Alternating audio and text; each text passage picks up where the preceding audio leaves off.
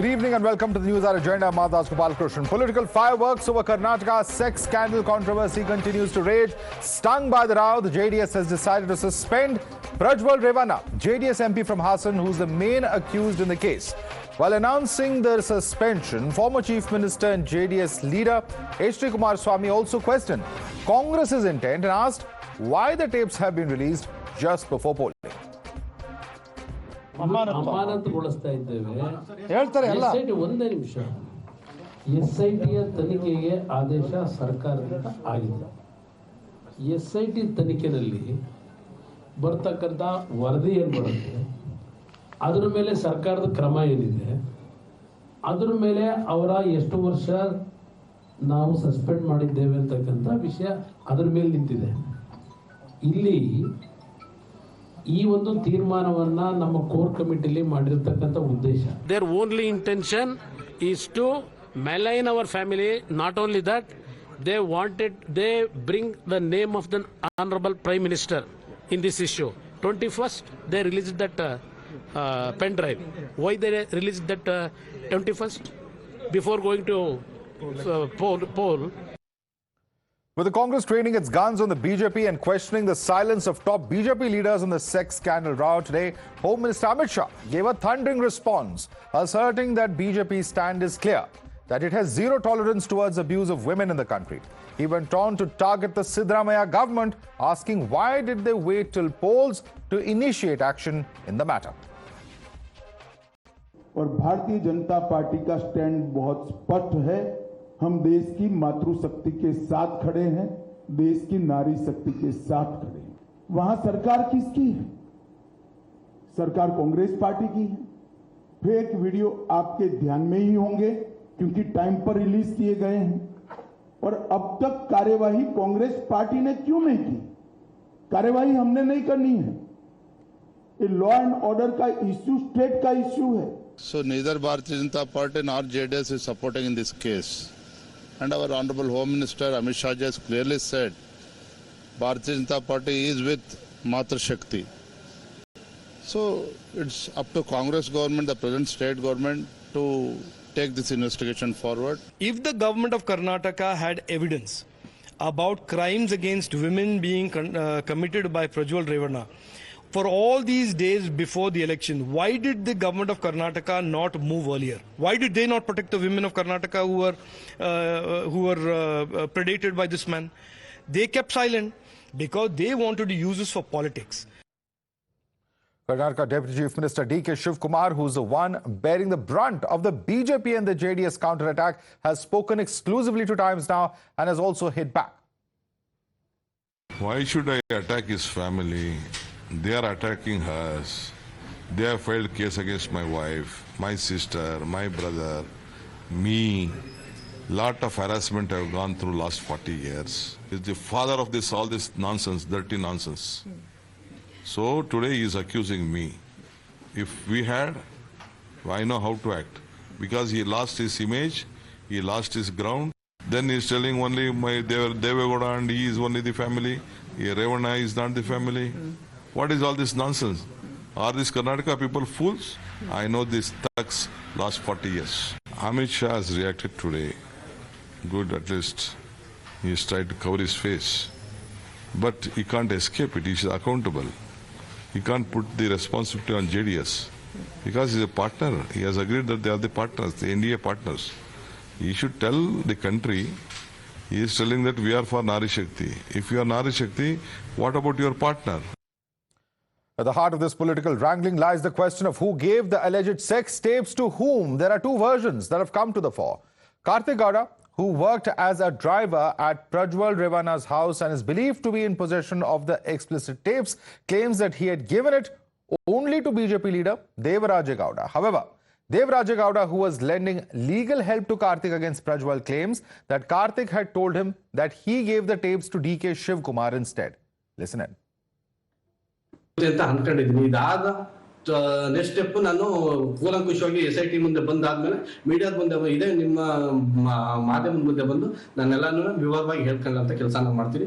ದಯಮಾಡಿ ಇದರಲ್ಲಿ ಯಾವುದೇ ಒಂದು ಕಾಂಗ್ರೆಸ್ ನಾಯಕರುಗಳನ್ನಾಗಲಿ ಇನ್ನೊಬ್ಬರಲ್ಲಿ ಯಾರು ಬೆಳೆಸಬೇಡಿ. ಬಟ್ ನಾನು ರಾಜಕಾರಣ ಇಂಟ್ರೆಸ್ಟ್ ಇಲ್ಲ, ನಾನು ರಾಜಕಾರಣ ವ್ಯಕ್ತಿನೂ ಅಲ್ಲ. ನಾನು BJP ಮುಖಂಡರು ದೇವೇಗೌಡರು ಬಿಟ್ರೆ ಇನ್ಯಾರಿಗೂ ಒಂದು ತುಣುಕು ನಾನು ಯಾರಿಗೂ ಕೊಟ್ಟಿಲ್ಲ. ದಯಮಾಡಿ ಆ ಥರ ಯಾರು ಅಂದ್ಕೊಂಡ್ರೆ ದಯಮಾಡಿ ಕ್ಷಮಿಸಿ. ಇದ್ರ ಬಗ್ಗೆ ಎಲ್ಲ ನಾನೇ ಬಂದು ಮೀಡಿಯಾದಲ್ಲಿ ಹೇಳೋಂಥ ಕೆಲಸ ಮಾಡ್ತೀನಿ. ಇವತ್ತು SIT ಹೋಗ್ತಾ ಇದ್ದೀನಿ, ಹೋಗ್ಬಿಟ್ಟು ಬಂದು ಎಲ್ಲ ಕೆಲಸನೂ ನೆಕ್ಸ್ಟ್ ಏನ್ ತಗೊಂತೀನಿ ಮಾಧ್ಯಮದ ಮುಂದೆ ಹೇಳೋಂಥ ಕೆಲಸ ಮಾಡ್ತೀನಿ. मैं पूछा ड्राइवर को ये वीडियो किसी को दिया क्या? वो बोला हाँ दिया. किसको दिया? वो कांग्रेस प्रेसिडेंट को दे दिया. वो क्या बोला वो देखेंगे बाद में. उसमें मैं क्या करना करता हूँ, आप चिंता मत करो तब बोल के भेज दिया. अभी 2 महीने तक अभी कुछ काम नहीं हुआ. You're watching the News Hour at 10, debate number 1 on Times Now, Super Prime Time. All right, let's take this across to our guest. Joining us with us is GS Prashant, spokesperson of the BJP. Dr. Anand Ranganathan, author, is with us. With us also is Naveen Chomal, lawyer. Tehseen Poonawalla, political analyst, is joining us on the show, as is Dr. Suman Siraman, political analyst. Shubhankar Bhattacharya is a political analyst, as well as Faizan Kidwai, national spokesperson of the Samajwadi Party. Let me start first and foremost with Dr. Anand Ranganathan. Dr. Anand Ranganathan, this is a case where you have the Congress saying that you had the BJP which did not take adequate action, despite the fact that their own leader, Mr. Devaraja Gowda, had written letters to several of the leaders, A. And B, at the end of the day, you have seen that the Prime Minister and other top leaders have shared the stage with Prajwal Revanna, who was the Hassan candidate. 2 points on which they are questioning the government's commitment to Beti Bachao. Good evening, Madhav, and good evening to my fellow panelists.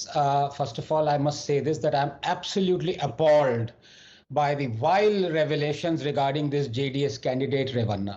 And no political party, including the BJP, the Congress, or anyone, comes out clean in this. As far as I am concerned, politics should be to do less with conviction and more with conscience. So yes, I'm all for a possibility where any politician accused of a serious criminal charge, even though not convicted, should not hold office or contest elections till such time he is acquitted of the same. Because let me ask the BJP or the Congress or anybody else, would you want Shahjahan Sheikh to contest elections even though he's not been convicted of the heinous crimes that he's been accused of? But let's deal with facts out here. 29% of our sitting MPs cutting across party lines, Madhav, face serious criminal charges like murder, rape and dacoity. 22% of sitting MLAs of Kerala, a state with 100% literacy, are facing serious criminal charges like murder, rape and dacoity. Gangster turned politician Ansari had 61 serious criminal cases pending against him. In fact, Revanna was an ally of the Congress when his sordid videos were doing the rounds. But far from condemning him 5 years ago, the Congress was praising him. This is the issue. Now, this actually exposes the race in hypocrisy, where everyone is looking over their shoulder, worried that a participant is going to catch up. Those who say this is murder of democracy, have they heard of the phrase presumption of innocence? When 29% of our MPs face serious criminal charges like murder, rape and dacoity, either you have a rule that disbars them, fine, I'm for it. But that can only be on moral grounds as they aren't convicted. Also, won't you be violating presumption of innocence principle? Madhav, Mehbooba Mufti chose a rape accused as a candidate. The BSP in 2019 selected as a candidate a man who offered 51 crores to anyone who beheaded Charlie Hebdo journalist. The man got 4.5 lakh votes and lost only by a few thousand. We all know about TMC and Shahjahan Sheikh and how Didi cushioned his crimes and the police tried to protect him. 15% of Congress candidates in Gujarat are facing serious criminal charges. Congress outraged on a BJP politician who organized a rally in support of the alleged Kathua rapist. That same man has now a Congress candidate. 17% of all phase 1 candidates are facing criminal cases. You have to accept this. Have one rule for everyone, because democracy, more often than we'd like to admit, not so much a defeat of the elected, Madhav, it is the defeat of the electorate. Okay. Before I go across to Shubhankar Bhattacharya, who in fact will answer that TMC question, let me bring in Tehseen. Tehseen, Amit Shah very clearly, the Home Minister is questioning the Karnataka government, saying, why didn't you act when there were cases being filed, when all of this information was out in the public domain? Onus is on the state government for not acting. Your response to that? Madhav, I actually today agree with Anand that nobody's smelling of roses, everyone's smelling bad. But here are the facts of the case, and this is what. Thank you, Tehseen. Thank you. Comparison is odious to say that that DK Shivakumar was aware of this information.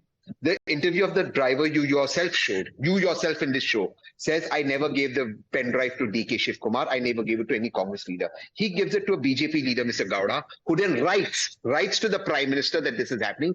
And yet the BJP Absolutely gives, false. He is not into the Prime Minister. And I'm sorry? Madhav, it's extremely difficult if they intervene in this. Yeah, it's extremely difficult for our points to come across. Tehseen, were the tapes magically transmitted across Hassan, appearing magically in parks, at bus stands, inside buses? Obviously, there is also a very valid question as to how it has suddenly appeared just a few days before polls. Madhav, I'm in a very far location.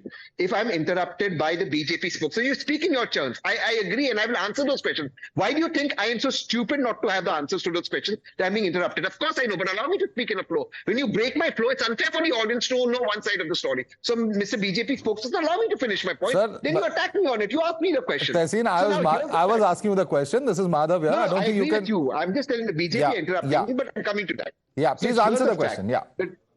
Yeah, but look, it's not that way. Let the viewers know the sequence. The driver gives it to a BJP leader. The BJP leader writes to the Prime Minister. The Prime Minister is aware of it. This man, who's a criminal, still gets a ticket. The BJP not just endorses it. The Prime Minister is talking about Naari Shakti, is out there campaigning for this alliance. Point number 2.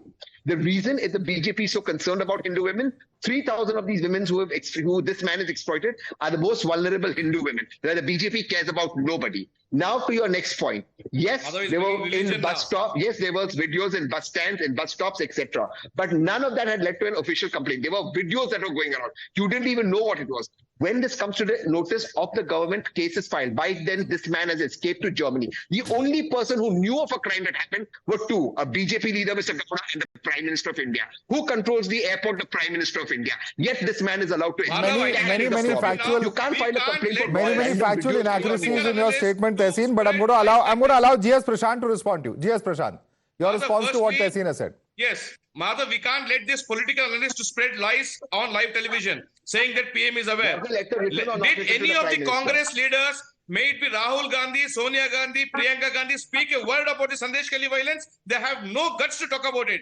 Now, this political analyst is bringing religion into this, saying it was Hindu women. It doesn't matter if the victims were Hindu women or Muslim women. What has happened is wrong, and the guilty has to be brought to book. BJP will never support any person who has offended women. And we stand for Naari Shakti and we stand with the women of the country. And by politicizing this issue, when Devaraja Gowda mentioned something, our state president has mentioned on record that he has not received any video or letter from Devaraja Gowda. We have to take the state president's statement more seriously rather than Devaraja Gowda, who also was fighting election case against Prajwal.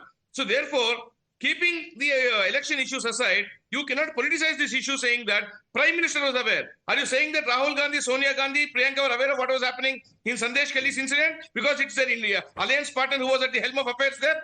So this is the logic which Congress is now bringing out. Trying to bring out Prime Minister and other leaders, BJP at no point in time stands with anybody who offends women. We always stand for justice and we would go out of the way to help the women. But now what has Congress government done? But they had the videos. They waited for the election date to get over and then file a complaint. You could have arrested him on 24th or 25th when you had the evidence. And the Congress government does not do it. Well, what supports the stand of the Congress? That Respond to that. Respond to that, Tehseen. Look, the response is very simple.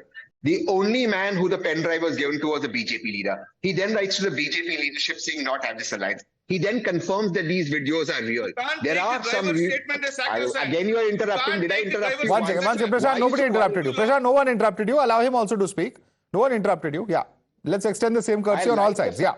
You know what's the saddest thing in this debate, Madhav? Instead of bringing gravitas and bringing sensitivity, you want to bring in everything and attack me. I am not the victim. Those 3,000 Hindu women are the victims, right? So have them. So let's have them. No, them. Please don't interrupt me. Please don't interrupt. Again, you're interrupting me. You don't care about those Hindu women, therefore you're interrupting me. Let's not. Tehseen, I think he has a point. Nobody has come out to say that all the victims are of a particular religion. So let's not even bring that in. I think that is a fair point. You're bringing in. You're unnecessarily bringing in religion on what is a women's issue. I think that is a fair point to make, and let's not do that, please. Yeah. Complete your point now. These are poor, backward women, mostly from the Hindu community who've been exploited. Point number one. Again, and the BJP doesn't care about it. Point number two. The BJP top leader. Unless Congress is aware of who the victims were. Which means Tehseen, the BJP top leader. All right. See, it's very difficult to debate like this if both of you keep interrupting each other. Let me just quickly take this across to another panelist. With us is, at the moment, Dr. Suman Siraman. Suman Siraman, the facts are this. The facts are that in December 2023, Prajwal's driver filed a police complaint that he and his wife had been kidnapped by Prajwal after he failed to hand over 13 acres of land as was allegedly being demanded. It's at that point of time that Prajwal then got an injunction from publishing, I think, about 67 news organizations. The point being made over here is that if the government in power was that of the Congress, could they have not investigated this? Okay. Madhav, first of all, let us agree that all political parties in Karnataka knew about it for quite some time. There is no hiding that. I mean, we can argue for whose crime is bigger or smaller or whatever in not acting on this. Clearly, all of them were aware. The JDS, Mr. Revanna and Mr. Kumarasamy say, oh, these tapes are 4 or 5 years old. So they don't even doubt the genuinity of the tapes. They are virtually saying that these tapes are genuine for all practical purposes. So did they not know? JDS knew. Now Devaraja Gowda is releasing that letter. Now are you saying that letter is fake? Then you do a forensic analysis, prove that that letter was not written by Devaraja Gowda, was not handed over to, was not given to Vijayendra, or was not received by the BJP office. Look, what are we trying to say here? This is about the life of 2,000 or how many ever, hundreds of women at the very least, who have been exploited. And here we are going on a blame game saying you should have acted, I should have acted, and allowed this man to flee. Look, Bureau of Immigration comes under the central government. Why didn't they act? Why didn't the state police decide to file an FIR 3 days earlier? Everybody is culpable. And I think that it is ridiculous. Look, the BJP is also guilty of double standards here. They knew very clearly somebody in the BJP, whether it is at Prime Minister's level or Mr. Vijayendra's level, somebody in the BJP knew about it. And they had no problems getting the Prime Minister to endorse this man less than 2 weeks ago. Now you tell me how that is right. Okay. Yes, the Congress government should have acted earlier. I'm 100% sure that the government... GS Prashant, okay, I want to get GS Prashant. GS Prashant, you're a lawyer. You're a lawyer. There are two very basic questions here that have been put forth by Suman Siraman. Allow me, Suman Siraman, to now paraphrase those questions that you've put forth. The two questions are this. A, with the central government and the Bureau of Immigration, perhaps the central government would have known about the movement of Prajwal Revanna. Could that have been blocked? Point number one. You're a lawyer, answer that legally. And point number two, your explanation of how this letter mysteriously disappeared. Maybe not the Prime Minister, maybe not the Home Minister, but the party national president, the state president. The letter was sent to multiple people as per the initial statements of Mr. Devaraja Gowda. He rescinded that statement yesterday is another story. But then it appears that this letter has as magically disappeared or appeared as have these tapes and these pen drives. So both sides, the logic is not adding up. GS Prashant. Well, I'll answer that. Firstly, I'm a chartered accountant and not a lawyer, but I know fair bit of... I beg your pardon. My mistake. I'll answer I how stand the corrected. Bureau of Immigration works. The Bureau of Immigration does not snoop on individuals. So therefore, unless the state police had requested the CBI or authorities to say, we are issuing a lookout sector on him or we are wanting to arrest him, why will the Bureau of Immigration snoop on individuals who are traveling to another country? Are we saying that anybody traveling outside the country now, the Bureau of Immigration will snoop down? No. There was no case filed by the local state police here indicting Prajwal Revanna, or they did not even bring to the notice of the CBI or other agencies saying, look, we are investigating this particular person. Don't let him slip away from the country. They did nothing of that. So therefore, how will the Bureau of Immigration dream that Prajwal Revanna may be indicted in some case by the police a day after he leaves? So therefore, that particular defense is actually baseless. And second one, when our party president has on record stated that he has not received any letter, Devaraja Gowda had filed a case against Prajwal for election irregularities. So therefore, to counter saying whether Devaraja Gowda issued the letter or not is one thing, but to say that Congress stayed silent with having evidence and they did nothing. They waited for the polls to get over and now file a complaint and say, now look, we have let him slip away. What logic is this, Mother? Are you saying that everybody has to snoop down on individuals? There is no one by one, yeah. that the Congress knew about it. 1 minute, Madhav. Okay, Suman Siraman, respond. Clear, 1 minute. Madhav, there is clear evidence that the BJP knew about it. This is a BJP man who's saying it. This is not a congressman accusing the BJP of giving it. It's a BJP man, for God's sake. Now suddenly you disown him. Come on. I mean, if you say that the Congress knew it, off the record, I think all of us will agree that the Congress also knew it. But on the record, there is no evidence that the Congress knew it. Here is a BJP man himself saying, I wrote to the state president, I wrote to the national president. There were injunctions that were ordered. That's a public information. It's not private. But Dr. Ranganathan wants to respond to you on that. Dr. Anand Ranganathan. I want to make 2 points. One person saying something, it doesn't matter to the bureaucracy and the police force and the immigration. So the BJP spokesperson is right. Was there a lookout circular issued by the state government or the state police? Clearly no, as far as I know. So the Bureau of Immigration or something could not have acted. Let's go on facts here. But more importantly, this tutu meme will continue between political parties, as Dr. Raman and I both have said, and we are, I think, correct. Every political party was in the know of this.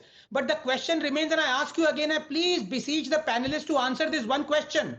Have we reached a consensus?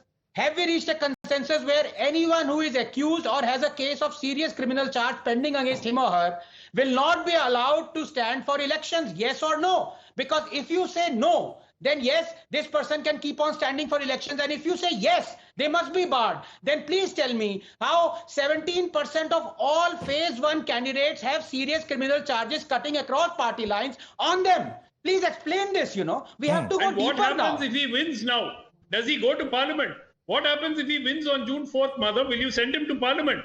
Well, that's Answer a question. That question. Well, that's a question for the people of Hassan to decide if he wins the election in the first place. But let me bring in Naveen Chomal on that. Naveen Chomal, at the end of the day, it's not restricted to any one political party. Cutting across party lines, we have criminality. But this particular case is very different from others. You have dozens of women allegedly in different videos, thousands of videos who have been exploited. In some of those ghastly videos, he's even forcing himself upon the women against their own will. This is what we are told from the reports coming in. What justification can there be for this kind of behavior, Naveen Chomal? Very dispassionate about the issue. Of course, with due respect for the woman, and the justice for the woman should be upheld. But there is a rule of law in our country and there is a due process of law. In today's era, when we have so much of technology at our disposal, it is also possible that many of the videos will be morphed ones, fake ones. Because kindly appreciate, look at the figure, 2976 videos. So he is a public figure, he is a member of parliament. So at the most he can do a crime once a week, maximum twice a week. So how do you know that? How many years? How do you know that, sir? What logic is this? So this is the improbability. He's a 33-year-old man. How do you know how long he's been doing this? So what kind of logic are you giving on national television, Naveen Chomal? To be respected and protected. But at the same time, we should not be judgmental. Mr. Chomal, Mr. Chomal, by what stretch of imagination have you arrived at this one crime per week figure? Please explain that to me. What is what has prompted you, a lawyer, to come out and say that only once in a week he can commit a crime? Yes. Absolute rubbish. I'm just imagining, because kindly appreciate, he's a public figure, as a member of parliament, and it is not. Why are you imagining? Member of parliament to be. Does the law work on imagination or on facts before us? So even if we accept 2 crimes a week. Even if we accept 2 crimes a week, because it's not possible that Mr. Chomal, I cannot believe you are saying this on national television. What is this, Mr. Chomal? See, we are living in a society. Are you saying you have quota for crimes? Are you saying you have quota for crimes? What is going on? What are you saying, sir? How can you have what are you saying on national television? Madhav, how can somebody have quota for crimes? What kind of logic, Mr. Naveen Chomal? You're a lawyer. You've come on our show so many times. This is a bizarre logic that you're giving us. That a person, because he's a member of parliament, cannot commit crimes. When I've just cited and Anand Ranganathan and other panelists have cited what kind of criminal track record our netas have in the country. No, you're saying he can do only one crime a week? Shameful. No, Mr. Chomal, this is shameful on national television what you're doing today. Absolutely shameful. I'm talking very logically. What is the logic in this? Try to visualize the reality. Is it possible? I'm telling you, sir, there are 24 hours in a day. He could have done the crime 5 times a day. I'm sure. He could have done a crime 5 times a day. What stops him from doing that? I'm sure Madhavan. No, Madhavan, please appreciate the day the investigating agency will come out with a clean sheet to this person you call me on the show. Madhav, save. Please, the day is not far. That is another story altogether, sir. But the evidence is there. Okay, if some of those videos are fake, that's another story. Let the investigation take place. But prima facie, how can you say you can only do a crime once a week? This is absolutely bizarre, Mr. Chomal, what you're saying. Even the people of Aam Aadmi Party and even of Rahul Gandhi also. But they were all fake. Okay, let me bring another panelist on that. Mr. Faizan Kidwai, there are other videos which have come out which are fake. And therefore, that leads Mr. Chomal to say that a crime could have been only done once a week, maximum twice a week. Please respond to him. See, all I want to say is that BJP's all this drama about Beti Bachao, Beti Padhao, their child charitra stands exposed today. As I had been on your debate earlier also, I just want to show this to viewers once again. This is Balesh Dhankar. Remember this name. And these two people are Saksham Patil and Kunal Pandey. Who are these people? These are the two people you should remember. Saksham Pandey and Kunal Pandey. These are the two of those 3 people who were involved in gang rape of the BHU girl. And it was the Uttar Pradesh police that was protecting them for more than a month. When there was an outrage, eventually they were arrested. These people, their videos, photos, they are very close to Bharatiya Janata Party and have been very close to Narendra Modi also. Balesh Dhankar, the BJP wing, the Australian wing of Bharatiya Janata Party. On what basis are you saying that, Faizan? What do you mean by? On what basis are you saying they are close to Prime Minister? These are the photographs. No, one second. Sir, let's be responsible. Let's be responsible. These are the photographs. No, you can question the BJP. I have absolutely no problem. But let's be a little reasonable in the statements that we are making. You're accusing people who are accused of heinous crimes of being close to the Prime Minister. Related to an opposition party member. No. I'm just asking you to back up your claim. I'm not asking you to change your statement. Just tell us on what basis you are saying that he's close to Prime Minister. That's all. Dhankar was also an individual who used to rape women, videotape, and then blackmail them. He was convicted by the Sydney court. Again, close to Narendra Modi and a lot of Bharatiya Janata Party people. And this is a fact. You cannot deny that. We all remember what happened in Hathras, in Unnao, how the individuals who were raped, the victims, how their families were harassed, how the victim's body was cremated by the Uttar Pradesh police without taking consent from the family. As far as, sir, would you just shut up for a moment? No. Let's be mindful of our language, please. No. This is not correct. Faizan, this is not right. I don't allow anyone to use unparliamentary language on the show, and the same applies to you. No, I'm sorry, this applies to everybody. No unparliamentary language. He has the right to heckle me or anybody else. No, so then I will ask him to quiet him down, but let's not use unparliamentary language. You've made certain claims. Sorry. Yeah, you've made certain claims. And as far as the Bharatiya Janata Party individual who was talking to, when Tehseen made a point, he said, you are communalizing. The Hubli case, who was communalizing it? Would you kindly tell me who was making it a love jihad or what jihad? It was you, your government. You were making it a Hindu-Muslim thing. And now when another individual is telling you that you couldn't care more for an individual, for women, for farmers, either they be Hindus or Muslims, you say you are communalizing. Okay. Madhav, just one more point. Yeah, no, Faizan. You made 2-3 points. Let's get my response, please. Prashant, on the particular names that have been taken and on the comparison to the Neha Hiremat case, your response on that. Yeah. Madhav, firstly, Samajwadi Party has not spoken a word against the Sandesh Kali alliance because they are in alliance with TMC. They always support them. And what happened in Gayatri Prajapati there? When Sapa was in power. So we've all seen how the Gunda Raj existed when Samajwadi Party was in power. So today to come back and say, and bringing religion into everything, Tehseen seems to know the religion of the victims. And now this man says that when Neha Hiremat's father stated it's love jihad, The Karnataka Home Minister said it's a personal matter. They were not even willing to acknowledge, which means the girl's father's statement you are disowning. Now, Faizan, you are heckling him. It was a case of love jihad. Faizan, you are heckling him. Now listen to it. So therefore, when the girl's father makes a statement, it was love jihad. How can you discount that statement? Because it's a statement of a father who has lost his girl, who was brutally stabbed in the college campus for somebody who was had a radical mindset. And you're saying that you can't bring religion there? Of course, it was a love jihad case, and he did. Okay. No, but Prashant, then that definitely smacks of double standards. You can't have religion in one crime and not in another. But I want to ask a question to Faizan. Faizan, your party's founder and supremo, Mulayam Singh Yadav, was the one who said that ladke hain, galti ho jati hai when it came to heinous crime against women. Can your party really claim to have a higher moral ground in this case? Madhav, there are 2 points here. First of all, what Netaji said back then, his statement was taken out of context, just like what Amit Shah is saying today. There was editing done on his statement. One thing. Second, it was Mr. Akhilesh Yadav. One second, Prashant, please. Yeah, let him make his point. I want Anand Ranganathan to comment on that. Yeah. Akhilesh Yadav ji and Dimple Yadav ji came out and categorically said that women respect is of utmost importance for Samajwadi Party, and we won't tolerate anybody making any loose or bad comments about a woman. But I just want to say, Madhav, one more thing. The most popular lady minister of Bharatiya Janata Party, Smriti Irani, when there were questions about the wrestlers and the person Brij Bhushan Singh, Smriti Irani came on your very channel and she said, I had a chat with Babita Phogat ji. Do you think a world famous wrestler like Babita Phogat will sit with people who exploited others and especially her family members? So, Smriti Irani came in support of Brij Bhushan Saran Singh. Smriti Irani should also have been sacked from Bharatiya Janata Party. And this all tamasha of Narendra Modi about Beti Bachao, Beti Padhao is nothing more than a lip service. It's all tamasha. Dr. Ranganathan, it's all tamasha. Please respond to what has been stated by the SP spokesperson. Dr. Ranganathan. Faizan, you made your point. Now, please, this is, that's a limited time debate. Please allow others to comment. Yeah.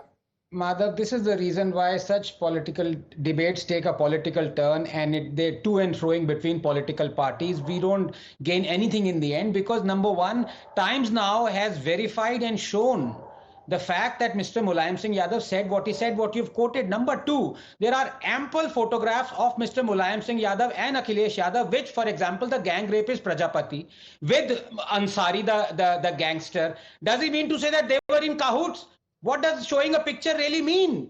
The fact of the matter is, let's not be childish about it. And I implore the Samajwadi Party spokesperson to answer this question. Should a person accused of grave, serious criminal charge be allowed to stand for election? Yes or no? It's a simple yes or no question. Mr. Faizan, yes, Mr. Faizan, please, I implore you to answer this. Faizan, quickly. Okay, Madhav, then let me complete. All right. Okay, first of all, of course not. A person who has a criminal charge, he shouldn't be allowed to contest an election. But as per the law, innocent till proven guilty. At the same time, Mr. Ranganathan, I would like to ask you, allegedly when Mr. Narendra... Just let me complete my point. Let me complete my point, sir. Right now. So I am answering your question. Let me complete this point, sir. Let me complete this point, sir. Yeah, quickly. Earlier, when before 2014, when Mr. Modi was the Chief Minister of Gujarat, audio tape featured. Allegedly, the audio tape was of Mr. Amit Shah, where he was talking to an IPS officer to do snooping on a woman for his sahib. And this was a big issue back then. So by that logic, Mr. Amit Shah should also have not contested the elections. Mr. Modi should have also not contested the elections. What's your opinion on that, sir? So as I should said, they have been barred from contesting elections, sir? Yes.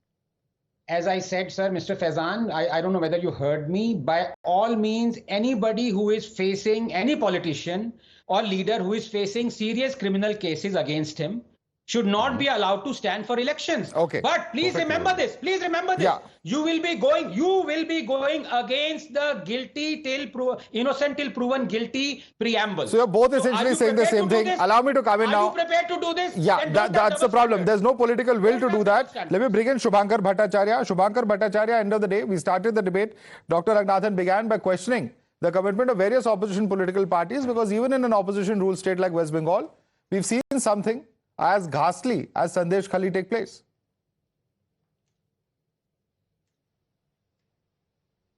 Of course, Madhav, and I'm not going to justify Sandesh Khali in context to anything. But the thing is, one point has to be remembered. Number one, that where is the Sandesh Khali accused behind bars? But where is the accused in case of the women wrestlers? Where is Mr. Prajwal Revanna?